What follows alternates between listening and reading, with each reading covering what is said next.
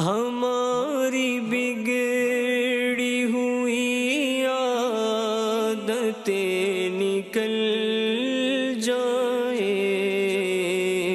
ملے گناہوں کے امراض سے شفا یا رب۔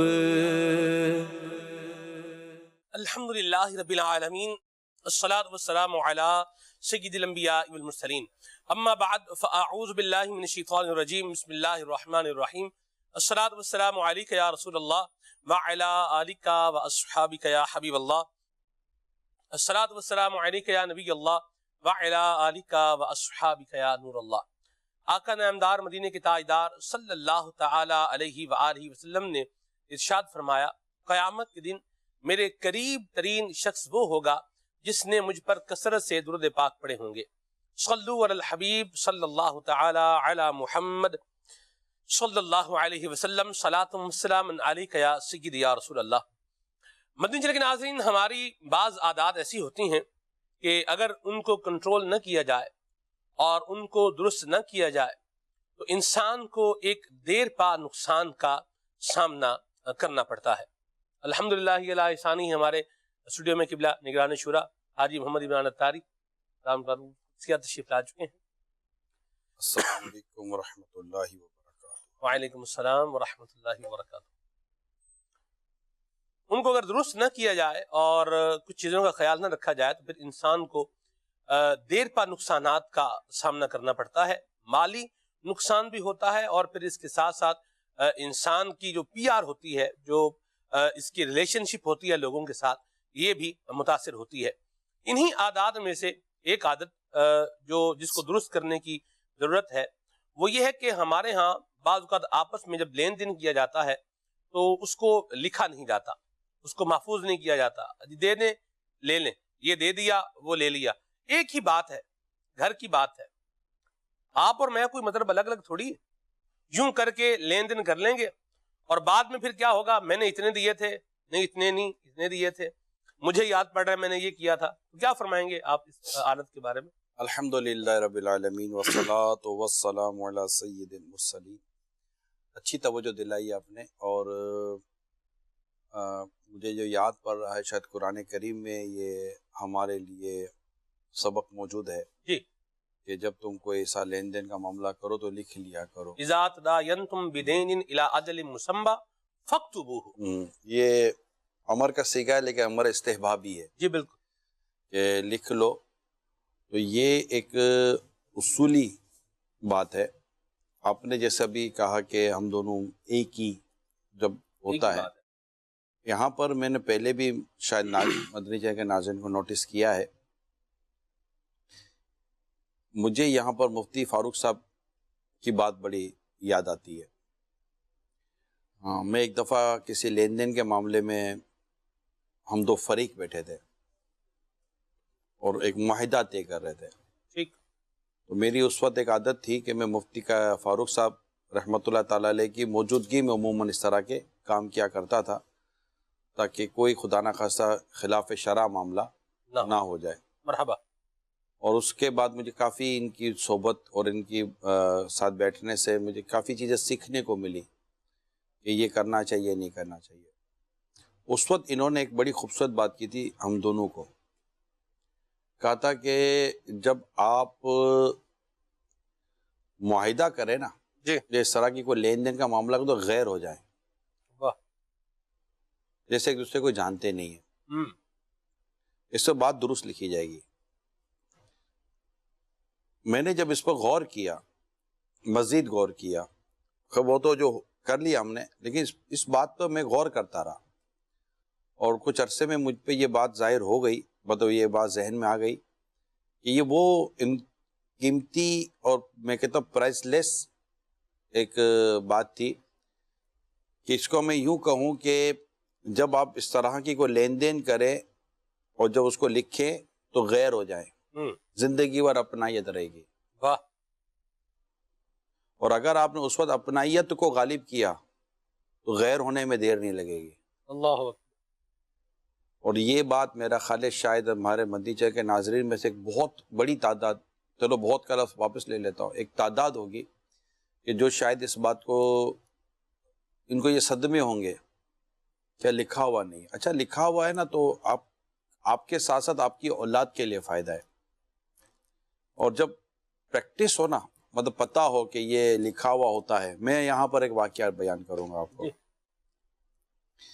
ایک شخص تھا جو کہ لوگوں کو قرض دیتا تھا اور اچھا نیک آدمی تھا. یہ قرض دیتا تھا اور لکھ لیتا تھا، اس کے لکھنے کی عادت تھی. جب کو واپس کرتا تو لکھ لیتا تھا کہ یہ واپس آ گئے. اس کے بعد ایک ضرورت مند حاضر ہوا، بڑی منت سماجت کر کے اس نے ہاتھ پیر جوڑ کر اس نے ایک مدت کے لیے اسے قرض لیا.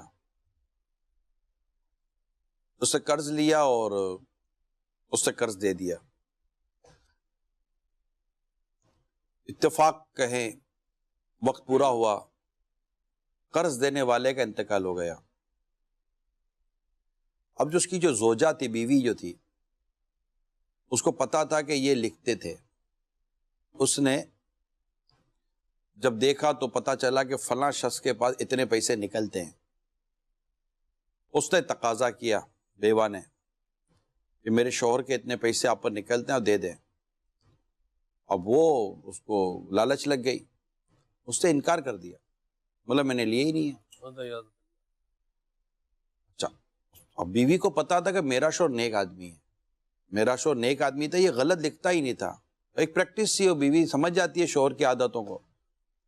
اس نے کہا کہ میرے شوہر غلط لکھ ہی نہیں سکتے، کہ آپ کو دیا نہ وہ لکھ لیں، لازمی طور پر آپ کے پاس ہوگا. اچھا محلے والے بھی جانتے تھے، علاقے والے جانتے تھے کہ اچھا نیک آدمی تھا، یہ نہیں ہو سکتا. پھر آپ نہیں کرے گا.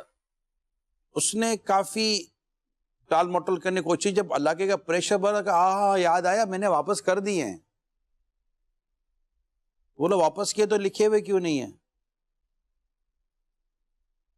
اچھا اب واپس کر دیے پر لوگ کہ یار واپس کر دیے ہوں گے، ہو سکتا ہے ان کو لکھنا رہ گیا ہو. اب بیوی کو یقین تھا کہ واپس نہیں کیے. بیوی نے عدالت میں مقدمہ دائر کر دیا کہ میرے شوہر کے اتنے پیسے نکلتے ہیں اور یہ دے نہیں رہے. قاضی نے جب سنوائی کی تو جو نتیجہ نکلا وہ یہ تھا کہ عورت کے پاس سوائے اس تحریر کے کوئی گواہ نہ تھا. تو وہ آدمی کہہ رہا ہے کہ میں نے لیے تھے، وہ لکھا ہوا تھا، اس نے مانا تھا کہ میں نے لیے تھے، اب کہہ رہا ہے میں نے دے دیے تھے. تو قاضی کو یہ تھا کہ جب اس نے لینے کا قبول کر لیا تو دینے کا بھی صحیح کہہ رہا ہوگا. جی. تو کوئی ایسا مضبوط ثبوت نہ تھا کہ جس پر قاضی یہ فیصلہ کرتا کہ اس شخص نے پیسے واپس کرنے ہیں. خیر اس نے جھوٹ بولا اور نتیجہ یہ نکلا کہ جو رقم تھی وہ مطلب ثابت نہیں ہوئی اور آدمی کے حق میں فیصلہ ہو گیا. جب آدمی کے حق میں فیصلہ ہو گیا تو جب وہ شخص کمرہ عدالت سے باہر نکلنے جا رہا تھا تو عورت کو تو اندازہ تھا، اس کو یقین تھا کہ اس شیء سے جھوٹ بول رہا ہے، میرا شوہر جھوٹا نہیں تھا اور اس نے یہ غلط نہیں لکھا ہوگا. اس نے اپنے رب کے حضور ہاتھ اٹھا کر یہ بد دعا کی کہ یا رب کریم تو جانتا ہے کیا سچ ہے کیا غلط ہے، اس شخص نے میرا حق کھایا ہے، جھوٹ بولا ہے، یا اللہ تو اسے عبرت کا نشان بنا. اور وہ عورت نے دعا کی. اتنے میں وہ شخص سیڑھی تک پہنچا عدالت کی اور گرا اور مر گیا. لوگوں کو بھی بڑی حیرت ہوئی. لوگوں نے جب اس عورت سے رابطہ کیا تو اس نے کہا کہ میں نے یہ بد دعا کی تھی اس کے لیے اور اللہ تعالیٰ نے میری یہ دعا سن لی. مظلوم کی دعا قبول ہو جاتی، کوئی رکاوٹ نہیں ہے مظلوم کی دعا کی قبولیت میں. وہ دعا کرتا ہے اور یہ کہتے ہیں نا ظالم تو ظلم کر کے سو جاتا ہے لیکن مظلوم یہ جاگ جاگ کر بد دعائیں کر رہا ہوتا ہے. تو وہ مر گیا. کچھ عرصے کے بعد دروازہ بجا اس بیوہ عورت کا. اس کے دروازے پر اس شخص کی بیوہ عورت تھی جس نے عدالت میں جھوٹ بولا تھا، کیونکہ وہ اس کی بیوہ جانتی تھی کہ میرا شوہر جھوٹا ہے. اس نے آ کر اپنے شوہر کے جو رقم تھی وہ واپس کی اور اسے معافی مانگی. معافی تلافی ہو گئی اور سب معاملہ ختم ہو گیا. تو یہ لکھے ہوئے کا ایک فائدہ تھا اور وہ ظلم کا انجام تھا. لہٰذا میری یہی آپ سے درخواست ہے کہ آپ نے اگر لینا ہے یا دینا ہے، یعنی اگر آپ نے کسی کو دینا بھی ہے تو بھی لکھ لیں. کوئی آپ کی پراپرٹی ہے، کوئی آپ کا پلاٹ ہے، یا کوئی آپ کی ایسی کوئی چیز ہے جو آپ نے لے کر رکھی ہے، تو میری درخواست آپ سب سے یہی ہوگی کہ آپ لکھ لیں. اچھا، اب لکھنے کے ایک پرابلم میں آپ کو بتاتا ہوں. بعض اوقات گھروں میں نا شوہر چاہتا نہیں ہے، یعنی مرد چاہتا نہیں کہ بیوی کو ہر چیز پتہ چلے. یہ ایک پریکٹس ہے. اس کے کچھ تجربات ہیں اور کچھ وسوسے ہیں.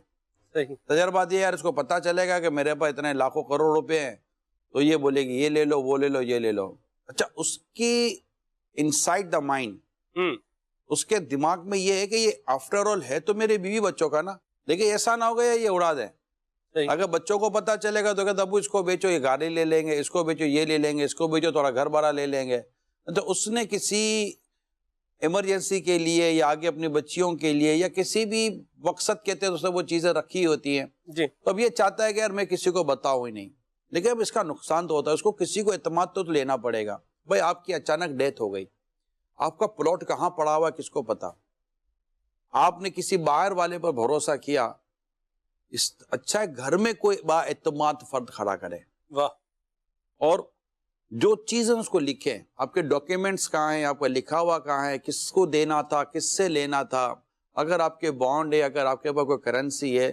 اب آپ گورنمنٹ سے چھپاتے ہو، گھر والوں سے تو نہ چھپا، گھر والے تھوڑی کو ٹیکس ویکس لے گئے آپ سے.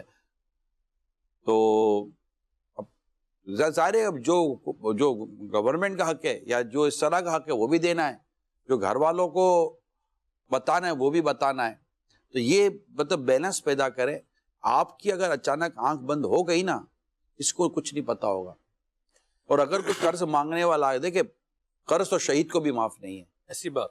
اگر آپ خدا نہ خواستہ قرض چھوڑ کر مر گئے تو آپ کا ورثہ تو اتنا سارا تھا جو ترکہ پا چھوڑ کر مرے تھے، لیکن اب آپ کے ورثہ آپ کا قرضہ اتارے گا، ان کو پتہ ہی کوئی نہیں ہے.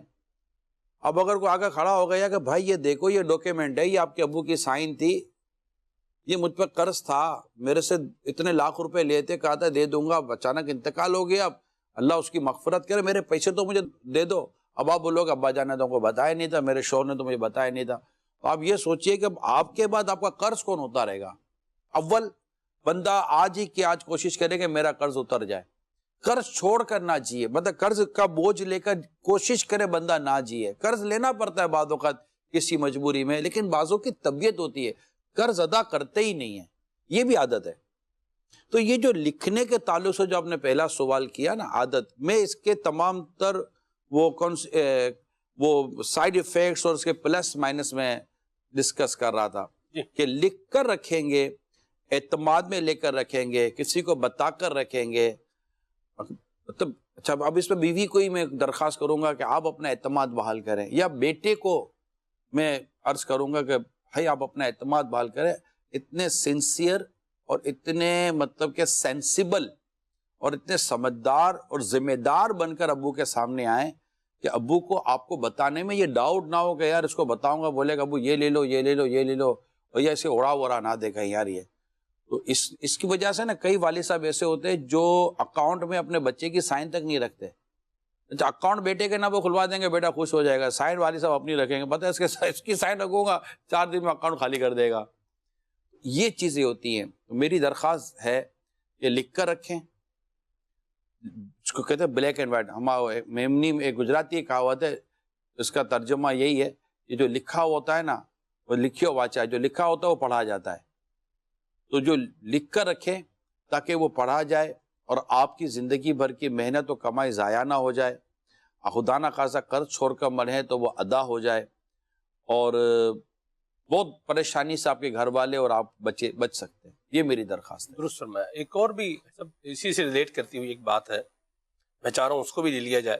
بعض اوقات جب کوئی خریداری کرتے ہیں، گھر لے رہے ہیں، زمین لے رہے ہیں، کوئی پراپرٹی لے رہے ہیں، تو اس میں لوگ کیا کرتے ہیں کہ وہ اپنے نام کروانے کی بجائے وہ کسی اور کے نام کروا دیں گے، اور اس کے نام پہ لگا دیں گے کہ بچے ابھی چھوٹے ہیں تو یہ آپ کے نام جو ہے وہ ہم کروا رہے ہیں، تو آپ اس کو ذرا دیکھیے گا، اور جب اللہ نہ کرے مجھے کچھ ہو جاتا ہے تو آپ بچوں کا پھر بعد میں خیال رکھیے گا، ان کو دے دیجیے گا. اب ایسی صورتحال میں کیا ہوتا ہے کہ وہ بندہ جو ہوتا ہے وہ اس پہ اس کی کیئر کیا کرنی ہے، وہ اس پہ خود قبضہ ہی جو ہے وہ کر جاتا ہے. اس پہ کیا فرمائیں گے؟ اب ظاہر یہ تو دھوکہ ہے، اس نے پہ بھروسہ کیا اور اس نے جی مطلب اس کا بھروسہ توڑا، جی اس کے بعد ایک امانت رکھوائی تھی، جی اس نے خیانت کی، اور یہ تو منافقین کی علامت ہے درست فرمایا. کہ منافق کی 3 علامت ہیں: جھوٹ بات کرے تو جھوٹ بولے، وعدہ کرے تو وعدہ خلافی کرے، اور امانت رکھا جائے تو خیانت کرے. اللہ بچا. یہ تو منافقین کی علامت ہے. مسلمان کو چاہیے کہ یہ عادت نہ رکھے. لیکن میں دوبارہ یہ عرض کروں گا کہ ایک باہر والے پر بھروسہ کرنے سے بہتر ہے کہ بندہ گھر میں کوئی اعتماد کی فضا قائم کرے. اور میں آپ کو بتاؤں، یہ بات ہو سکتا ہے کہ میرے سمجھ میں آ رہی ہو، والد کی کسی کی سمجھ میں آ رہی ہو، لیکن یہ بیچارہ یہی سوچ رہا ہوگا یار میں کس پر بھروسہ کروں، یہ سمجھ میں نہیں آ رہی. بچے بڑے نہیں ہیں تو سمجھدار نہیں ہیں، اڑا ہوئے یہ نا، یہ ہمارے یہاں بعض اوقات بچوں کی عادت ہو گئی ہے. میں آپ نوجوانوں کو سمجھانے کی کوشش کر رہا ہوں، کمانا آسان نہیں ہے.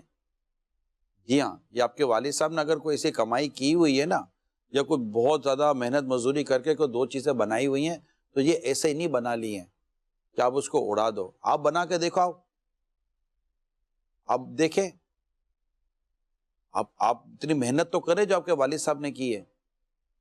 آپ کو تو مطلب کہ وہ ہتھیلی پر سرسوں گانے کا شوق پیدا ہو گیا ہے. یہ نہیں ہوتا. آپ نے ابھی کو کام شروع کیا، آپ محنت تو کریں. آپ دیکھیں 40-45 سال کی عمر تک پتہ چلے گا کہ آپ کے والد صاحب نے کتنی محنت کی ہے. اب یہ والد صاحب تو بار بار آپ کو اپنی داستان تو نہیں نہ سنائیں گے، لیکن میں آپ کو عرض کر رہا ہوں، آپ کے والد صاحب کی سمجھے کہ ایک نمائندگی کر رہا ہوں.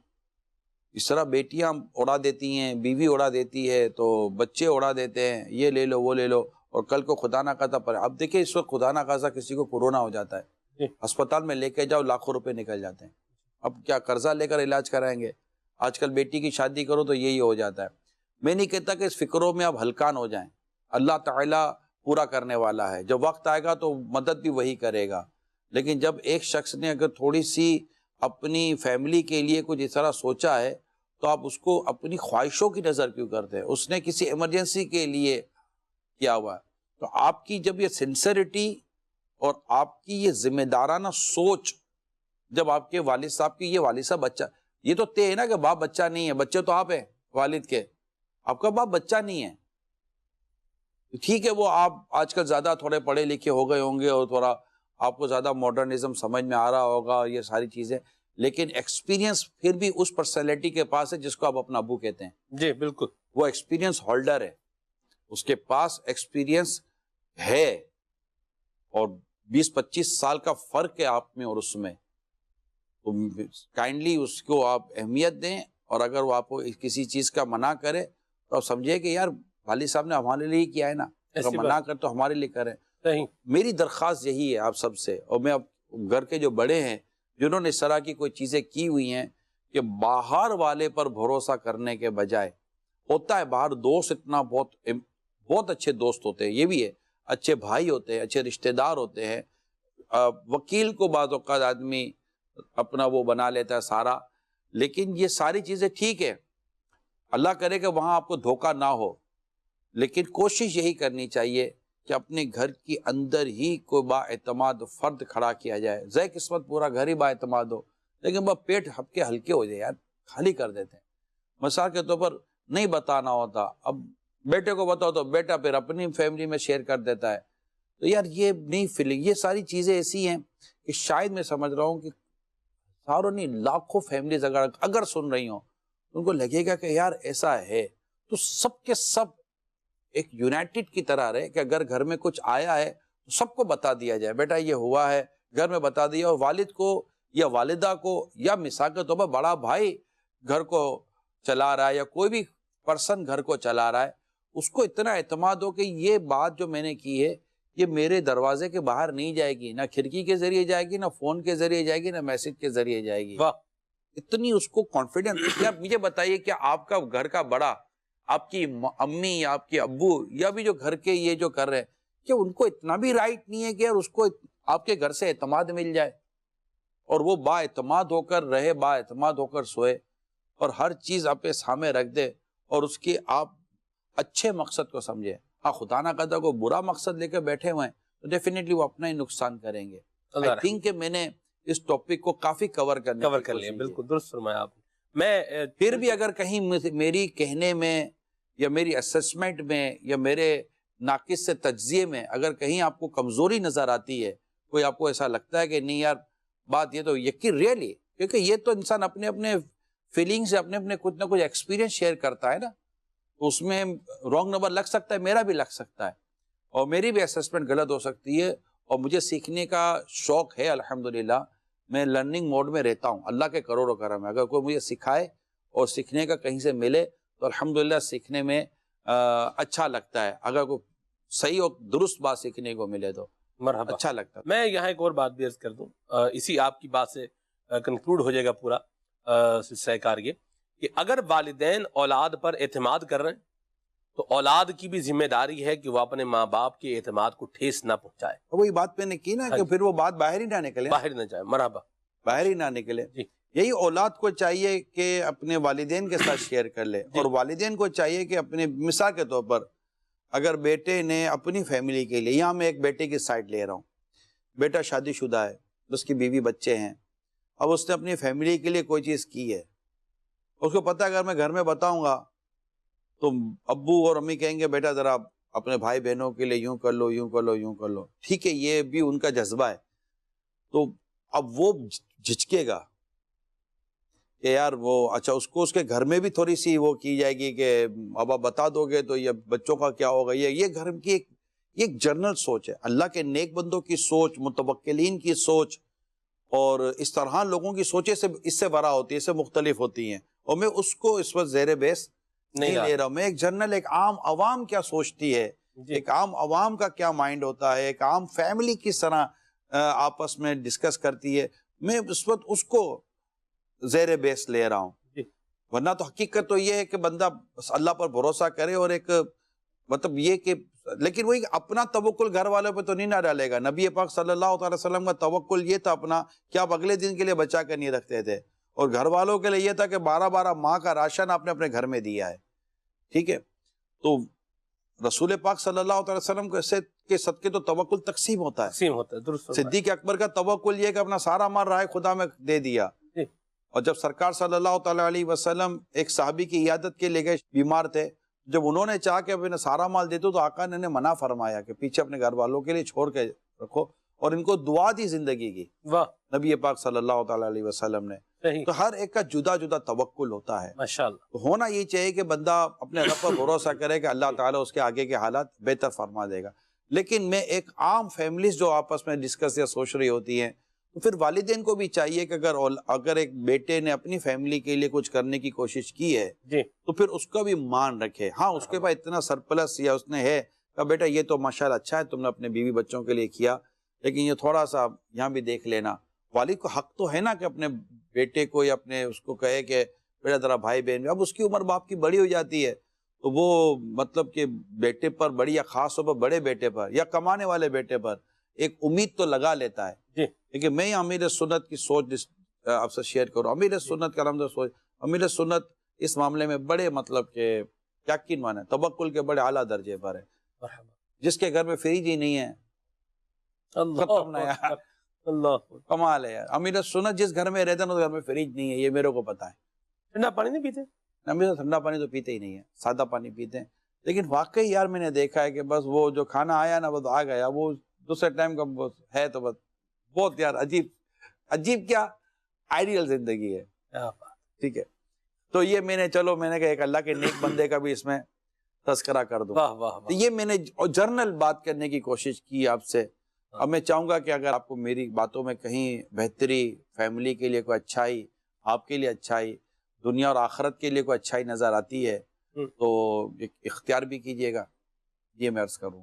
ایسے ناظرین نے تو جو لیا ہے سو لیا ہے، میں اپنے اعتبار سے عرض کروں جی، میں نے خود اپنی زندگی میں، اپنے گھر میں، اپنے فیملی میں آپ کے مدنی پھولوں سے اتنا الحمدللہ اکتساب فیض کیا ہے کہ دل سے دعائیں نکلتی ہیں آپ کے لیے، اللہ پاک آپ کو اپنی امان پناہ میں رکھے، اور اچھی باتیں سن کر ان کو اپنی زندگی میں ایڈ کریں گے تو پھر ان کا فیض پائیں گے انشاءاللہ۔ تو عمل کی عادت بھی حاصل کرنی چاہیے، جو سبق ہم سنتے ہیں مدنی چینل پر اس پر عمل بھی کیا جائے۔ کالز لیتے ہیں انشاءاللہ۔ جس طرح سے یہ ابھی بات کر رہے ہیں نا عمران بھائی کہ اپنا یعنی لکھ کے رکھا کریں قرضہ وغیرہ، تو اسی سے مجھے یاد آیا کہ جس طرح اپنے اے ٹی ایم کا پاسورڈ ہو گیا، ای میل وغیرہ کا پاسورڈ ہو گیا، یہ بھی جو بندہ شیئر نہیں کرتا، شیئر ڈرائیو، گوگل ڈرائیو کا پاسورڈ جس میں سارے ڈاکومنٹس پڑے ہوتے ہیں بلیک اینڈ وائٹ، وہ بھی مطلب لکھ کے کسی اعتماد والے بندے کو بتا دینا چاہیے. جیسے کچھ پیسے اکاؤنٹ میں رکھے ہوئے، صحیح ہے، اس کا پاسورڈ کیا تھا اے ٹی ایم کارڈ کا، اکاؤنٹ بھی اسی طرح سے جوائنٹ بنائیں تاکہ اس پیسوں سے ان اکاؤنٹ سے کچھ بعد میں نکال سکے پیسے. نہیں، آپ نے یہ بھی ایک پلس کیا ہے، میری بات کو اچھا لگا. یعنی اپنی جو راز ہیں اس طرح کے، وہ کسی ایک بااعتماد آدمی کو اس لیے شیئر کر لینا چاہیے کہ کل کو آپ کا حادثہ ہو گیا، اللہ نہ کرے آپ کوما میں چلے گئے، یا خدا نہ خواستہ آپ بے ہوش ہو گئے اور ایک لمبی بے ہوشی آ گئی، اور آپ پر ہی آپ کا پیسہ خرچ نہیں ہو رہا کیونکہ نکالے کیسے، بتایا کسی کو تھا ہی نہیں. تو یہ سارے ایمرجنسی جو اس کو کہتے ہیں crisis management plan, C M P, crisis management plan, یہ ہمیشہ ہر ایک کو اپنے فیملی میں، اپنی ذات میں، اپنے ادارے میں رکھنا چاہیے. بلکہ بعض دور اندیش ایسے ہوتے ہیں plan a, plan be, plan سی پر کام کر رہے ہوتے ہیں. تو یہ چیزیں ہوتی ہیں. لیکن بس یہی ہے کہ اچھا یہ جو میں نے کہا نا کہ بتا دیں، لیکن جو اللہ نہ کرے اگر کوئی خدا نہ کرے آپ کے کردار کی کمزوری ہے، تو کردار کیسا راز ہے یہ میں آپ سب سے درخواست کروں گا کسی کو بھی نہ بتائیں.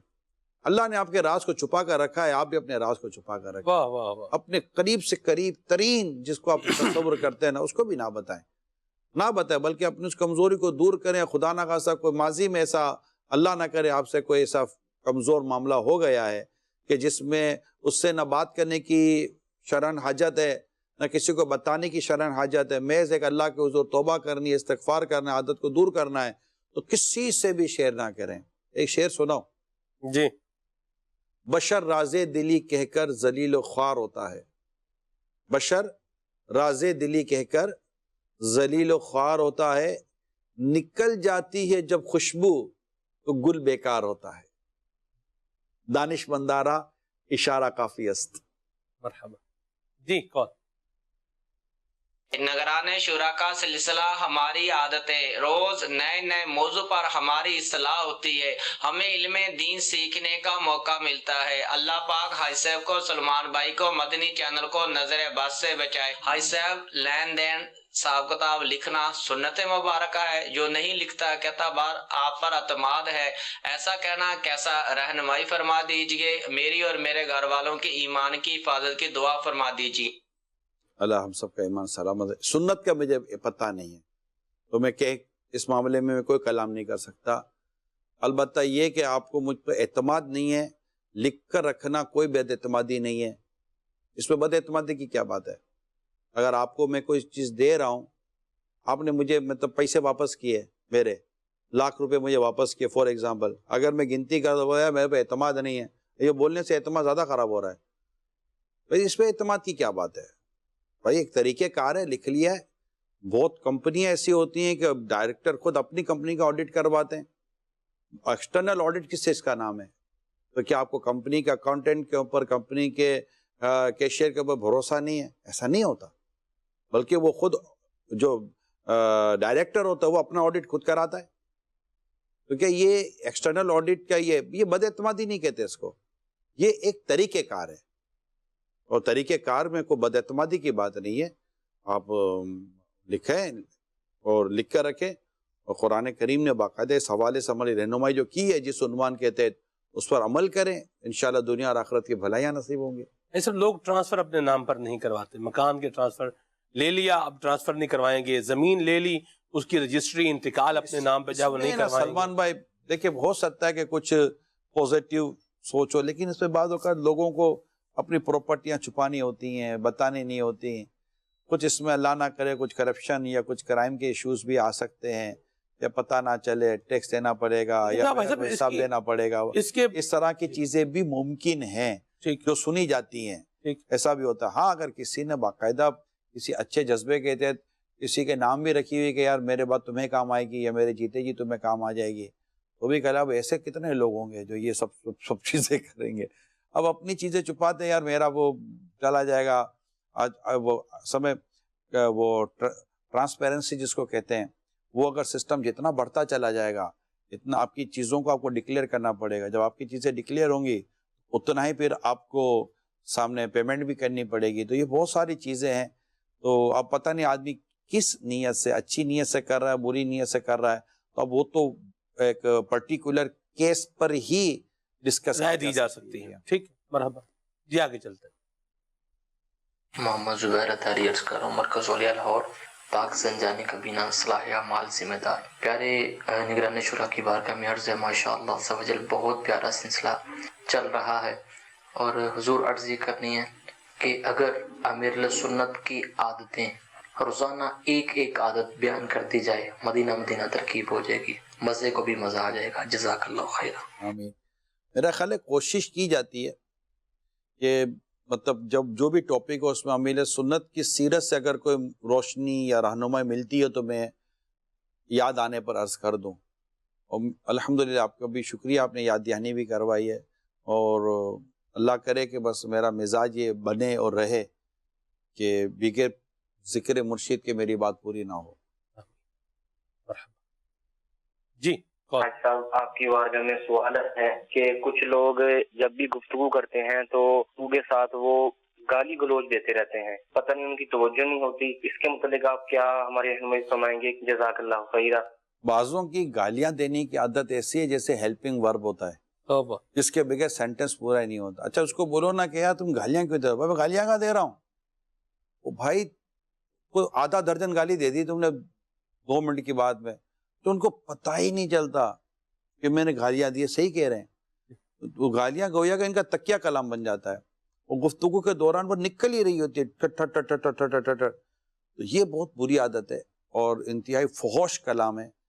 اب بندہ گالی دینے والا یہ سوچے کل بروز قیامت اسے رب کے حضور کھڑا کر کے کہا گیا کہ اپنے نامہ عمل کو پڑھو، تو جو اس نے یہ فحش بکا ہے، چاہے گالی بکی ہے یا کچھ بھی غلط بات کی ہے، وہ کہے گا کیسے، اپنے پڑھے گا کیسے اپنے رب کے حضور؟ ذرا سوچئے کیسے پڑھے گا وہ؟ بھائی ایسی کوئی تحریر جس میں اتنی گندی اور فحش باتیں لکھی ہوئی ہوں، انسان اپنے ماں باپ کے آگے نہیں پڑھ سکتا، اپنے معزز کسی کے آگے نہیں پڑھ سکتا، اپنے رب کے حضور کیسے پڑھے گا؟ تو یہ جو لکھا ہوا ہے نا، ہمیشہ مطلب کہ بندہ سوچے کہ ایسا نہ ہو کہ میرا کچھ لکھا ہوا خدا نہ خواستہ مطلب کہ یہ پریشانی ہو جائے، اور اس پریشانی کی وجہ سے مطلب میں کچھ لکھوں اور لکھ کر مطلب کہ میں اللہ کے حضور پڑھوں گا کیسے؟ تو اچھی عادت رکھیں، اچھا بولیں اور خراب نہ بولیں، اور ایسے دوست بھی نہ بنائیں جس کی عادت ایسی ہو. یہ میں آپ کو عرض کر رہا ہوں. بعضوں کی عادت ہوتی ہے اتنی خراب، جیسا میں کہہ رہا ہوں کہ بات بات پہ گالیاں دیں گے، ماں کی گالیاں، بہن کی گالیاں، اللہ نہ کرے گندی گندی باتیں کریں گے، چھوڑی باتیں کریں گے. میں آپ سب سے درخواست کرتا ہوں، دیکھنے سننے والوں سے، اگر آپ کا ایسا کوئی دوست ہے تو اسے دوستی ختم کر دیں. وہ خود ہی صحیح ہو جائے گا. بولے تم سے دوستی کر کے کیا کریں گے یار، تم اچھی بات کرتے ہی نہیں ہو، جب بھی دیکھو الٹی سیدھی حرکت کر رہے ہوتے ہو. تو وہ شاید خود کو چینج کرے گا کہ یار واقعی میرا کوئی دوست بننے کے لیے تیار نہیں ہے. پر بدقسمتی یہ کہ اس کو بھی دوست مل ہی جاتے ہیں، وہ اس کے جیسے ہی ہوتے ہیں، وہ بھی اس کے چار بولتے ہیں، وہ 8 بولتے ہیں. اللہ کی پناہ. اللہ تعالی ہمیں عقل سلیم عطا فرمائے. جی کال دیں. کچھ رشتے دار آپس میں لڑائی کر لیتے ہیں تو پھر وہ اپنے بچوں کو بھی بولتے ہیں کہ آپ جو ہے نا ان سے بات چیت نہیں کرنا، نہ سلام دعا کرنا، اور وہ اپنے بچوں کو بولتے ہیں کہ نہ آپ ان سے سلام دعا کرنا، نہ کوئی بات چیت کرنا. اور بعد میں تو کچھ ٹھیک ہو جانے، لیکن ان کے بچوں میں آپس میں نفرتیں پیدا ہو جاتی ہیں. تو آپ ایسے لوگوں کے بارے میں کیا ارشاد فرماتے ہیں جو اپنے بچوں کے دلوں میں دوسروں کی نفرتیں پیدا کرواتے ہیں؟ اب بچوں کے دلوں میں دوسروں کی نفرت میں یہ دیکھا جائے گا کہ والدین کس سے ملنے کا منع کر رہے ہیں. اگر وہ کہیں صلہ رحمی ٹوٹ رہی ہے، قطع رحمی ہو رہی ہے، تعلق جس کو اللہ نے توڑنے سے منع کیا ہے اس سے توڑنے کا کہہ رہے ہیں، یا پھر وہ کسی بری صحبت سے آپ کو بچا رہے ہیں، کسی خراب ماحول سے آپ کے دل میں نفرت پیدا کروا رہے ہیں، خراب کردار سے آپ کے دل میں نفرت پیدا کروا رہے ہیں، بیٹا یہ دیکھنا ہوگا. البتہ اگر خدا نہ خواستہ یہ رشتہ داروں کے ساتھ اور قرابت داروں کے ساتھ اور عام مسلمانوں کے لیے کوئی ایسی بات کر رہے ہیں تو ڈیفینیٹلی یہ والدین کو اور بڑوں کو سوچنا چاہیے تاکہ بچوں کے دلوں میں ایسی کوئی چیز پیدا نہ ہو. جی. کچھ لوگوں کی عادت ہوتی ہے وہ بینک وغیرہ میں جاتی ہیں یا کسی اور اس طرح کے کسٹمر سروسز میں، تو وہ ہمیشہ عورت کی طرف جانا پسند کرتے ہیں. ان سے پوچھو آپ کی یہ عادت کیوں ہے تو وہ کہتے ہیں ہمیں یہ لگتا ہے ہمارا یہاں پہ کام آرام سے ہو جائے گا اور مردوں کی طرف نہیں ہوگا. تو ہم مردوں کو کیا عادات اپنانی چاہیے؟ آپ نے بھی دکھتی رگ پر ہاتھ رکھا ہے قوم کی. یہ بھی عجیب سا ہمارا پرابلم ہے. پبلک سروسز کاؤنٹر پر بدقسمتی کے ساتھ اس وجہ سے عورتیں بٹھائی جاتی ہیں کہ ایک تو لوگ زیادہ آئیں گے اور وہاں پر بدتمیزی نہیں کریں گے وغیرہ وغیرہ، اور بے پردہ بٹھائی جاتی ہیں. جو ایسے کام کرتی ہیں مسلمان عورتیں، انہیں اللہ سے ڈرنا چاہیے کہ بے پردگی کی اجازت تو نہیں ہے آپ کو، اور جاب کرنے کی شرعاً اجازت ہے. اس کی 5 شرطیں اعلیٰ حضرت امام اہل سنت نے بیان بھی فرمائی ہیں. وہ 5 شرطیں امیر سنت کتاب ہے پردے کے بارے میں سوال جواب اس میں لکھی ہوئی ہیں، اس کی تفصیل ہے. تو میں نے اس لیے یہ کہہ دیا کہ کہیں سننے والی جائیں کہ عورت نوکری نہیں کر سکتی، عورت جاب کر سکتی ہے، عورت کسب اختیار کر سکتی ہے، عورت اپنا ذریعہ معاش اختیار کر سکتی ہے، لیکن اس کے اصول ہیں، اس کے کچھ قواعد ہیں جو اسلام و دین نے بیان کیے ہیں. نمبر 1، البتہ جو ایسی سوچ کے لوگ ہیں جو جاتے ہی وہاں ہیں، اب وہ ان کی گندی ذہنیت، ان کی گندی سوچ ہے. ورنہ میں نے امیر سنت کے تعلق سے اگر میں بات کروں تو اگر آپ کو کہیں کوئی انجیکشن لگانا ہے، کوئی ٹیکہ لگوانا ہے وغیرہ، کوئی بھی ایسا ٹریٹمنٹ ہے آپ کا، ایون کہ بلڈ پریشر چیک کروانا ہے، کہیں بھی آپ کو کلینک جانے کا اگر وہ اتفاق ہو تو میل ڈاکٹر ہونا چاہیے، یا جو بھی مطلب کہ چیک اپ کرے یا انجیکشن لگائے میل. فیمیل نہیں، فیمیل کو ہاتھ میں ہاتھ کیسے دے دیں گے؟ تو یہ آدمی کو سوچ ہونی چاہیے. میں ابھی لاسٹ ٹائم وہ پاکستان کے باہر گیا تھا. یہاں سے جب آپ دبئی بھی جاتے ہیں تو آپ کو یہاں سے بھی نوزل ٹیسٹ لینا پڑتا ہے کورونا کا، اور وہاں اترے تبھی ٹیسٹ کروانا پڑتا ہے باہر نکلنے سے پہلے. تو جب میں وہاں اترا تو وہ سارے ڈاکیومنٹس وغیرہ ٹھیک ہے آپ جائیں اور ٹیسٹ کروا لیں. ٹیسٹ کروانے کے لیے یہ میں آپ کو سوچ بتا رہا ہوں. ٹیسٹ کروانے کے لیے گیا تو وہ جو ٹیسٹ پر جو کیبن پر جو اسٹاف تھا اس میں فیمیل اسٹاف زیادہ تھا. تو میں نے اس کو پوچھا کہ آپ کے پاس میل نہیں ہے، وہ مسکرانے لگا. یعنی اس کے لیے ایک حیرت والی بات ہے کہ یار یہ آدمی کا پوچھ رہا ہے. اب میں اس سے مسکراتے ہوئے کہا کہ ادھر نکل جاؤ، ادھر چلے جاؤ، وہ میل ہے. تو خیر وہ آدمی تھا، وہ میل سے کروا لیا. ٹیسٹ ہی کروانا تھا، اب کیا وہ عورت کے سامنے بیٹھنا اور اسے ٹیسٹ کروانا. تو اگر آپ کی سوچ پوزیٹیو ہوگی تو آپ کے لیے راستے بھی نکل آئیں گے. اب آپ نے ڈھونڈنا ہی اب یہی ہے، اب مکھی نے ڈھونڈنا ہی گندگی کو، تو اب اس کا کیا حال ہے؟ اللہ یعوذ باللہ. جی مزمل عباس ستاری پنجاب کے شہر جھنگ سے عرض کر رہا ہوں. نگران شورا سے عرض ہے کہ بعض لوگوں کی عادت ہوتی ہے کہ وہ سگریٹ نوشی کرتے ہیں، اور ایسے لوگوں کے بیچ میں بیٹھ کر سگریٹ پیتے ہیں جو سگریٹ کے عادی نہیں ہوتے، اور جو اس سے دھواں نکل رہا ہوتا ہے وہ دوسروں کے لیے بھی نقصان دہ ہوتا ہے. تو ایسے لوگوں کے متعلق آپ کیا ارشاد فرمائیں گے؟ دوستوں کے منہ پہ ماریں گے دھواں، یہ بھی ہے. نہیں، اس نے ایسا دوست بنایا کیوں ہے؟ اس سے رکھا کیوں ہے جو اس کے منہ پہ دھواں مارتا ہے؟ کوئی بلیک میل ہو رہا ہے، گن پوائنٹ پہ اس نے دوست بنایا ہوا ہے. ایسا دوست بنایا کیوں ہے کہ جس کی اخلاقی خرابی ہو، جس میں شرعی اور اخلاقی خرابی ہو نا، ایسے کو دوست نہیں بنانا چاہیے. میں بالکل صحیح بتا رہا ہوں آپ کو. عقیدے نظری کی خرابی، عمل کی خرابی، اخلاق کی خرابی، کیونکہ دوست کے دین پر ہوتا ہے. آج صحبت و موثرہ، اس کے یہ عقائد و نظریات کی غلطیاں، اس کے عمل کی غلطیاں، اس کے اخلاق کی غلطیاں اتنا بری طرح کردار کو برباد کرتی ہیں سلمان بھائی کہ مت پوچھیے بات. ٹھیک ہے، کس باپ نے اپنے بیٹے کو سگریٹ پینا سکھایا یار؟ کون سا باپ اپنے بیٹے کو شرابی بناتا ہے؟ کون سا باپ اپنے بیٹے کو نشے والا بناتا ہے؟ یہ سب دوستوں سے، صحبتوں سے یہ عادتیں پڑتی ہیں کہ باپ اپنے بیٹے کو یا گندگی اور برائیوں کی طرف دھکیلتا ہے.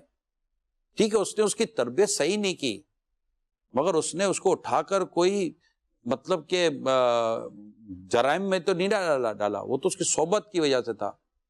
تو ایسے کو دوست بنانے کی ضرورت نہیں ہے کہ جو اس طرح کی کوئی حرکت کرتا ہے. میں بہت سیدھی سی بات کر رہا ہوں، اگر آپ سگریٹ پیتے ہیں تو آپ دیکھیے کہ آپ خود کو بھی نقصان. اچھا آپ گھر میں بیٹھ کر پی رہے ہیں، اب جیسے افطار ہو جاتی ہے تو گھر میں بیٹھ کے پیتے ہیں، آپ کا یہ جو نکلتا ہوا دھواں جو زہر ہے آپ کے پھیپڑے کو تو برباد کر رہا ہے. آپ کے ننھے منھے بچوں پر آپ کو رحم نہیں آتا یار، گھر کی عورتوں کو، بوڑھے ماں باپ پر رحم نہیں آتا، آپ کی بیوی پر آپ کو رحم نہیں آتا کہ آپ لا محلہ اس کے مطلب وہ سانس لینا بند کر دے جب آپ کے ساتھ بیٹھے تو. اور پھر اتنی گندی بدبو آ رہی ہوتی ہے اس کا آپ کا دھواں اس کے پھیپڑوں میں جائے، اس کے سینے میں جائے، آپ کو بھی برباد کرے، اس کو بھی برباد کرے. خدا کا خوف کریں، کچھ طریقہ سیکھیں، ایسا نہ کریں. سگریٹ چھوڑیں، رمضان میں سگریٹ نہیں چھوڑیں گے تو کب چھوڑیں گے؟ ایک اچھا خاصا روزے میں پیریڈ ملتا ہے آپ کو، سگریٹ آپ نہیں پیتے تو ایک وقت ملا نا، ڈیوریشن ملی آپ کو کہ آپ کو ہمت پیدا کرے آپ سگریٹ چھوڑیں. اور دوسری بات یہ لوگوں میں اس طرح تو اب ایئرپورٹ وغیرہ پہ جائیں ان کے تو کیبن ہی الگ بنی ہوئی ہے. ہاں سگریٹ پینی ہے اندر چلے جاؤ، سارے سگریٹ ہی اندر بیٹھے ہوئے ہیں اسموکر. کوئی باہر اسموکنگ کرنے کی ضرورت نہیں ہے. یہ ایئرپورٹوں پہ ٹوٹل تقریباً ایئرپورٹوں پہ یہی ہے. آپ کو اسموکنگ کرنی ہے آپ دیکھیں یہ کون ہے، یہ اندر سے فوٹو کھینچو، ان کو بھیج دو کہ تم لوگ اندر بیٹھ کے کیا کر رہے ہو. یہ یعنی آپ کو الگ کر دیا. یعنی یہ کیا کم، یہ بتاؤ سوچے تو صحیح، آپ کو الگ کر دیا. سگریٹ بھی نہیں اندر چلے جاؤ. ان سگریٹ والوں کے لیے جہاز میں اعلان ہوتا ہے یہ فلائٹ نو اسموکنگ فلائٹ ہے. آپ لوگوں کے لیے باتھ روم میں بھی لگا ہوا تھا نو اسموکنگ. اعلان کرنا پڑتا ہے کہ باتھ روم میں بھی جا کے سگریٹ نہیں پہلا، ہمارے سینسر لگے ہوئے، دھواں نکلے گا تو پتہ چل جائے گا. اتنی چیکنگ ہے آپ لوگوں کی، اتنا آپ کو پکڑ دکڑ کرتے ہیں، آپ سمجھتے نہیں ہیں یار. کوئی اچھے معزز آدمی کے سامنے یہ کام کریں گے آپ، خدا نہ خاصا یہ عادت ہے تو آپ کو اٹھ کے جانا پڑتا ہے نا. کیا یار ان کے سامنے کیسے کریں گے جب آپ کو پتہ ہے کہ 3-4 گھنٹے کی بڑی امپورٹنٹ میٹنگ ہے اور بڑی فروٹفل میٹنگ ہے، لیکن سگریٹ نہیں پی سکوں گا. اب آپ بولو گے اب کیا کروں. کئی لوگ اس وجہ سے پتہ نہیں کتنے بڑے بڑے کاموں سے رہ جاتے ہوں گے. اچھا بات اتنے سینسیٹیو لوگ ہوتے ہیں کہ اس طرح کی عادتوں والوں کو قریب بھی نہیں لیتے. اگر ہم اپنا مزاج اچھا بنا لیں تو انشاءاللہ بہت اچھا ہو جائے گا، بہت اچھا ہو جائے گا. اور میری درخواست ہے آپ سگریٹ پینے والوں سے چھوڑ دیں، اچھی عادت نہیں ہے. پیسہ بھی برباد کرتا ہے، صحت بھی برباد کرتا ہے. مہربانی کرو سگریٹ کی عادت چھوڑ دو. جی کون؟ اگر انسان اپنے آپ پر غرور کرے اور اپنے آپ کو کچھ سمجھے تو اس کے ساتھ ہمارا کیسا رویہ رکھنا چاہیے؟ جی البتہ وہ غرور کر رہا ہے نہیں کر رہا اس کا فیصلہ آسان نہیں ہے، کیونکہ تکبر یہ دل کی کیفیت کا نام ہے. بعض اوقات لوگوں کا کچھ اٹھنے بیٹھنے کا انداز یا بولنے کا انداز یا کچھ باڈی لینگویج ایسی ہوتی ہے کہ ہمیں لگتا ہے کہ یہ غرور یا تکبر کر رہا ہے. ہو سکتا ہے غرور تکبر نہ کر رہا ہو تو وہ مطلب ہم کیسے کہہ سکتے ہیں سلمان بھائی؟ ایسی بات بالکل آپ ٹھیک کہہ رہے ہیں. ہاں ہم یہ تو اس کا اپنا دل کا مطلب تکبر تو دل کی بیماری، باطنی مرض ہے. تو لیکن اب آپ کو کسی کے ساتھ اب مطلب وہی بات دوبارہ میں عرض کرتا، جب آپ کسی کے ساتھ کمفرٹیبل نہیں ہیں اور آپ کو لگتا ہے کہ یار اس طرح کا ہے تو آپ نہیں ان کے ساتھ اٹھے بیٹھے نا، نہیں اس کے ساتھ. لیکن واقعی خرابی ہو اور آپ کو لگتا ہے میں گناہ سے نہیں بچ سکوں گا، میں بدگمانی میں اور دیگر غیبتوں پڑ جاؤں گا، تو بندہ پھر کنارہ کر لے اور اللہ کی رضا والے کاموں میں لگا رہے. مدینہ جی. کچھ لوگوں کی عادت ہوتی ہے بیٹھے بیٹھے داڑھی کے بال سے کھیلنا شروع کر دیتے ہیں، آخر میں معلوم ہوتا ہے کہ داڑھی ایک جانب سے خراب ہو گئی ہے. ایسا کرنا کیسا؟ داڑھی کے بالوں سے کھیلنا، یہ داڑھی کے بالوں سے یوں کرتے تو رہتے ہیں، یہ تو دیکھا ہے میں نے نماز میں بالخصوص. وہ تو پھر امیل سنت نے مدنی مذاکرے میں فرمایا نا کہ داڑھی سے کھیلنا، اس کو کھیلنا کہ جیسے یہ نماز مکروہ تحریمی ہو جاتی ہے. سنت نے مسئلہ بیان کیا تھا. تو جب عادت ہوگی تو پھر نماز میں بھی ظاہر ہو جاتی ہے کہ داڑھی سے کھیلتا ہے. تو یہ تو ویسے ہی عادت اچھی نہیں ہے، مگر یہ کبھی دیکھا نہیں ہے کہ داڑھی سے کھیلنے ہو ایک طرف سے داڑھی وہ اس کی وہ کچھ شیپ تبدیل ہو جاتی ہے. اچھا ایسا ہے؟ ہاں جی ہو جاتا ہے جی. ایک طرف کے بال جو نا جیسے یوں کرتا رہے گا، اس میں کیا ہوتا ہے ایک طرف کے بال تو یوں ہو جائیں گے، بالوں کی طبیعت اس کو میں آلٹرنیٹ لینا پڑے گا. مطلب میں نے دیکھا جس کی ایسی عادت ہوتی ہے نا اسے تسبیح ہاتھ میں لے لیا، اب ان کو کچھ نہ کچھ کرنا ہے. تو یہ تسبیح ہاتھ میں لے لیں, کاؤنٹر ہاتھ میں لے لیں تو پھر پڑھتے رہیں اگر موقع پڑھنے کا ہے تو. صحیح ہے, دونوں جیب میں رکھ لیں, دونوں میں وزن تو اتنا کچھ ہے نہیں, واہ جی واہ. ٹھیک ہے, دونوں جیب میں رکھ لیں اور پڑھتے رہیں, تو جس میں یہ ہوگا کہ انشاءاللہ تعالیٰ یہ عادت سے آلٹرنیٹ تو لینا پڑے گا ان کو کچھ نہ کچھ. واہ جی واہ. آپ کا کاؤنٹر بھی بلو رنگ کا ہے, غوث پاک کی گنبد کی یاد دلا رہے ہیں. یہ میں نے پہلی رمضان کو یہ SMS نیت سے نیکالا تھا. واہ واہ واہ, غوثیہ رنگ. کیا بات ہے, مرحبا جی. کال مرکز الاولیاء لاہور سے مظہر اقبال عطاری. میٹھی میٹھی نگرانی شورا اور سلمان بھائی کا بہت زبردست سلسلہ ہماری عادتیں ماشاء اللہ عز و جل. آج اس سلسلے کے اندر میں نگرانی شورا کو مدنی چینل کے 13 سال پورے ہونے پر مبارکباد بھی پیش کرنا چاہتا ہوں اور آپ سے سوال کرنا چاہتا ہوں کہ حضور مدنی چینل کا نام کس نے رکھا تھا؟ امیر اہل سنت دامت برکاتہم العالیہ نے رکھا تھا یا آپ نے رکھا تھا؟ اور آپ اور سلمان بھائی پہلی بار مدنی چینل پر کب آئے تھے اور کون سا پروگرام مدنی چینل پر آپ کا تشریف لایا تھا؟ اور جب آپ پہلی بار مدنی چینل کے سامنے آن ایئر ہوئے تھے اس وقت آپ کے کیا محسوسات تھے؟ کچھ ہمارے ساتھ بھی شیئر فرما دیجئے. جزاک اللہ خیر. حوصلہ افزائی کا بہت بہت شکریہ. آپ کو بھی 13 سال پورے ہونے پر مبارکباد, خیر مبارک. مدنی چینل امیر سنت کی زبان سے نکلا تھا. آپ بیان فرما رہے تھے اور بیان کے دوران کیسا موضوع بنا تھا اور آپ نے فرمایا تھا کہ دعوت اسلامی مدنی چینل کھولے گی, اور پھر مدنی چینل ہی کھلا. اس میں کافی ناموں پر آگے پیچھے سے باتیں آتی رہیں, لیکن بات ہماری یہ ایک سوچ بنی تھی اسلامی بھائیوں کی کہ امیر سنت کی زبان سے مدنی چینل نکلا ہے تو انشاءاللہ پھر مدنی چینل ہی چلے گا. اللہ اللہ اللہ, مدنی چینل ہی ملا اور الحمدللہ چل رہا, اللہ نظر بد سے بچائے. مجھے میرے اس وقت کے محسوسات کا اور اس وقت پہلا بیان کون سا کیا تھا میری اس وقت توجہ میں یادداشت میں ہے نہیں. اتنا پتا ہے کہ سب سے پہلے امیر سنت آن ایئر ہوئے تھے مدنی چینل پہ, اتنا میرے علم میں ہے. اور اپنے تعلق سے مجھے ابھی یاد نہیں ہے کہ کیا ہوا تھا, کیسے ہوا تھا. اب آپ کی باری یا فرمائیں. میری باری. میری جو مدنی چینل پر انٹری یوں کہہ لیں پرفارمنس بیس پر وہ تھی کہ جب مدنی حلقہ ہوا کرتا تھا, نیچے مدنی حلقہ لگتا تھا اور وہ آن ایئر لائیو ہوتا تھا, تو اس کی ایک مجلس بنی تھی. اس کی میں جامعہ المدینہ میں پڑھتا تھا تو اس میں مجھے بھی اس میں لیا گیا ساتھ میں. تو شجرہ شریف غالباً میں نے سب سے پہلے مدنی چینل پر جو ہے پڑھا تھا مدنی حلقے میں. جی آگے چلتے. اس میں ہماری عادتیں نگرانی شورا کی آمد مرحبا. نگرانی شورا بہت سی ایسے مدنی پھول عطا ہوئے جو یقیناً ایک اصلاح معاشرہ ہر گھر کے لیے, ہر اسلامی بھائی اسلامی بہن جو مسلمان دنیا میں جہاں ہیں ماشاءاللہ آپ کے سلسلے سے وہ مدنی پھول ملے. ایک یہ بھی مدنی پھول عطا فرمائی کہ ہم لوگ زیادہ تر دنیاوی معاملات میں یہ جو کھینچا تانیاں ہیں, یہ جو معاملات ہیں جو غلط ہو گئے ہیں, اب اس میں ہم آخرت یا قبر و آخرت کو مد نظر نہیں رکھتے. تو اس حوالے سے ہمارے لیے رہنمائی کے مدنی پھول عطا فرمائی کہ وہ مد نظر رکھیں گے تو انشاءاللہ پھر اصلاح کے پہلو بھی ملیں گے. لیگ پولنگ کہتے ہیں اس کو. حوصلہ افزائی کا شکریہ بھجن. اصل میں ماحول کی کمی ہے. ہماری شروع سے شاید تربیت اسی عنوان پر ہوئی ہے جس عنوان پر ہم فکریں کر رہے ہیں. اب جب صحبت بدلتی ہے نا, مثال کو دعوت اسلامی کا دینی ماحول ملتا ہے, مدنی مذاکرے ملتے ہیں, بیانات ملتے ہیں. ہم جب دعوت اسلامی کے دینی ماحول میں آئے, امیر سنت کے بیانات ہم سنتے رہے. اس وقت گلزار حبیب مسجد میں ہمارا ہفتہ وار سنت و برا اجتماع ہوتا. دعوت اسلامی کا اولین مدنی مرکز وہی تھا کراچی میں. تو جیسے میں اپنی بات کروں تو میں 21 ایئر کا تھا جب میں دعوت اسلامی میں آیا. 21 سال کی میری عمر تھی.